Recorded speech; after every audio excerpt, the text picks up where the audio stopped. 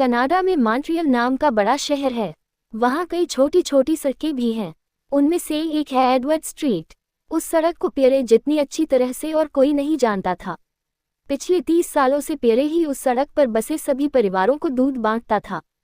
पिछले 15 सालों से पियरे की दूध गाड़ी को एक बड़ा सफ़ेद घोड़ा खींचता था। उस घोड़े की नाम था जोसेफ। शुरू में जब वह घोड़ा दूध कंपनी के पास आया तब उसका कोई नाम न था। कंपनी ने पियरे को सफ़ेद घोड़े के इस्तेमाल की इजाज़त दे दी। पियरे ने प्यार से घोड़े की गर्दन को सहलाया और उसकी आंखों में झांक कर देखा। यह एक समझदार, भला और बहुत वफादार घोड़ा है। पियरे ने कहा, मैं इसका नाम संत जोसेफ के नाम पर रखेगा क्योंकि वे एक नेक और दयालु इंसान थे। साल भर के अंदर ही घोड़े को सड़क का पूरा रास्ता एकदम रट गया। पियरे अक्सर शेखी बघारता, मैं तो लगाम छूता तक नहीं हूँ, मेरे घोड़े को तो लगाम की ज़रूरत ही नहीं है। रोजाना सुबह 5 बजे तड़के ही पियरे दूध कंपनी में पहुंच जाता। तब गाड़ी में दूध लादा जाता और फिर जोसेफ उसे खींचता। पियरे अपनी सीट पर बैठते ही जोसेफ को पुचकारता और घोड़ा अपना मुंह उसकी ओर घुमा देता।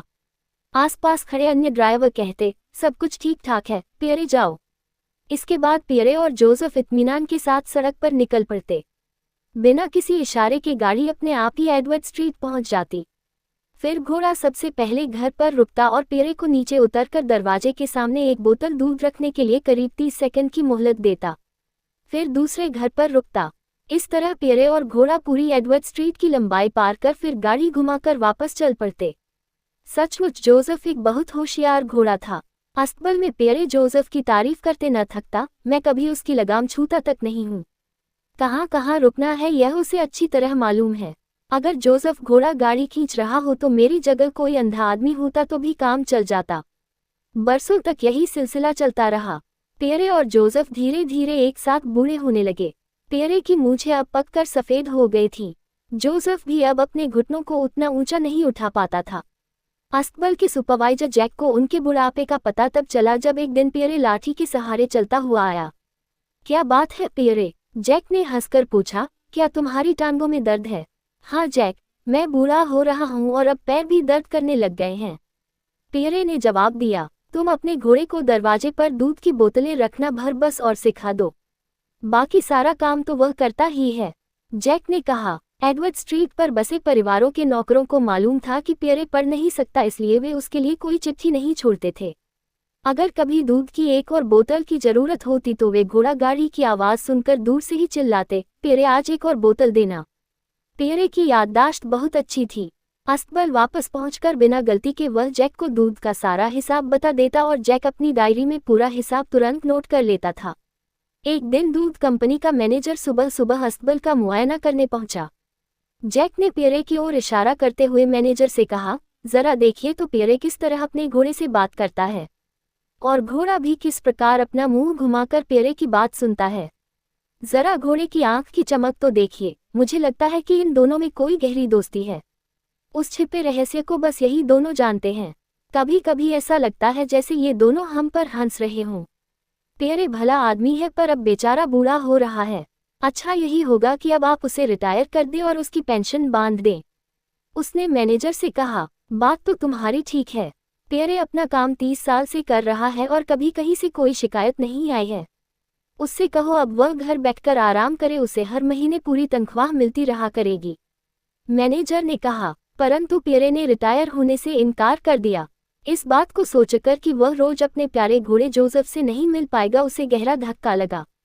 उसने जैक से कहा, हम दोनों ही अब बूढ़े हो रहे हैं। हम दोनों अगर इकट्ठे ही रिटायर हों तो अच्छा होगा। मैं आपसे ये वायदा करता हूँ कि जब मेरा घोड़ा रिटायर होगा तब मैं भी काम छोड़ दूंगा। जैक एक भला आदमी था, वह पियरे की बात समझ गया।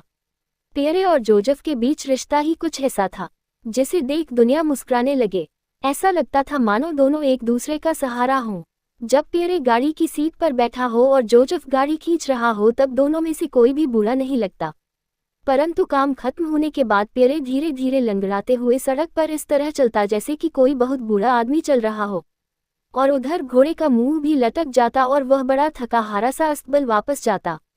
एक दिन सुबह सुबह जब पियरे आया तो जैक ने उसे एक बेहद बुरी खबर सुनाई। पियरे, आज सुबह जोसेफ सोकर ही नहीं उठा। वह बहुत बूढ़ा हो गया था।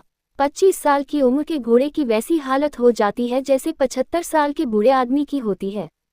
पियरे ने धीरे से कहा, हाँ, मेरी उम्र भी अब 75 साल की है। मैं अब जोसेफ को कभी नहीं देख पाऊंगा। नहीं, तुम उसे देख सकते हो, जैक ने दिलासा देते हुए कहा। वह अभी अस्तबल में है और उसके चेहरे पर बड़ी शांति है। तुम जाकर उसे देख लो। पियरे घर लौटने के लिए वापस मुड़ा। तुम समझोगे नहीं जैक? जैक ने उसका कंधा थपथपाया। फिक्र न करो, हम तुम्हारे लिए जोसेफ जैसा ही एक और घोड़ा ढूंढ देंगे, और महीने भर में तुम जोसेफ की तरह ही उसे भी पूरा रास्ता सिखा देना। है न? बरसों से पियरे एक मोटी टोपी पहनता था। टोपी से उसकी आंखें लगभग ढक जाती थीं। अब जब जैक ने पियरे की आंखों में झांका तो वह सहम गया। उसे उन आंखों में एक निर्जीव सा भाव दिखाई दिया। पियरे की आंखों में से उसके दिल का दर्द झलक रहा था। ऐसा लगता था जैसे उसका दिल रो रहा हो। आज छुट्टी ले लो पियरे, जैक ने कहा, परंतु पियरे उससे पहले ही घर वापस चल पड़ा था। अगर कोई उसके पास होता तो वह अवश्य ही पियरे की आंखों से लुढ़कते आंसू देखता और उसका सुबकना सुनता। पियरे एक कोना पार कर सीधा सड़क पर आ गया। उधर तेजी से आते ट्रक के ड्राइवर ने जोर से हॉर्न बजाया और दबाकर ब्रेक लगाए, परंतु पियरे को कुछ भी सुनाई नहीं दिया। 5 मिनट बाद एम्बुलेंस आई। जांच करते ही डॉक्टर ने कहा, यह आदमी मर चुका है। तब तक जैक और दूध कंपनी के कई अन्य लोग वहां आ पहुंचे और उसके मृत शरीर को देखने लगे। ट्रक ड्राइवर ने गुस्से में कहा, यह आदमी खुद ब खुद ट्रक के सामने आ गया, जैसे उसे दिखाई ही नहीं दे रहा हो, जैसे वह एकदम अंधा हो। एम्बुलेंस को डॉक्टर अब लाश की ओर झुका। अंधा? सचमुच यह आदमी तो अंधा था। जरा उसकी आंखों का मोतियाबिंद तो देखो। यह आदमी कम से कम 5 साल